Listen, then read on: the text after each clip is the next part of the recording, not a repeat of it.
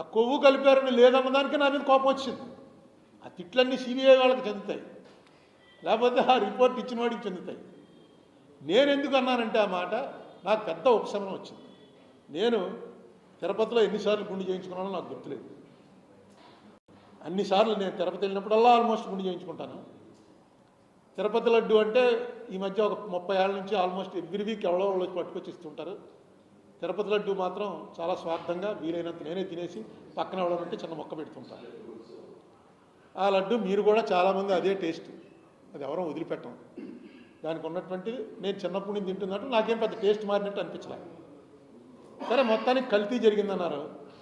కల్తీ జరిగిందన్న దాని మీద మీరు సాటిస్ఫై అవ్వకుండా పందికోవు గొడ్డుకోవు కలవలేదన్నారు, నా మీద కోపడిపోతే ఎలాగా అన్నమాట. అది చాలా రిలీఫ్, నాకే కాదు వైసీపీ వాళ్ళకి చాలా రిలీఫ్. ఎందుకంటే ఎక్కడ పోతారు, గొడ్డు కొవ్వు పంది కొవ్వు తీసుకొచ్చి కలిపేవాడు ఎవడని ఉంటాడండి? అసలు ఆలోచించండి. తిరుపతి పంపుతున్న వాళ్ళంతా హిందువులే కదా. తర్వాత ఆయన ఈ కెమికల్ అన్న దాంట్లో ఇది అవడానికి ఒక్కసారిగా గ్రాఫ్ గొడ్డు కొవ్వు పంది కొవ్వు పడిపోయిందేమో అని టాయిలెట్ క్లీన్ చేసే ఇవి అంటే అన్ని రకాల కోకోకోలా పెట్టి టాయిలెట్స్ క్లీన్ చేస్తున్నారు.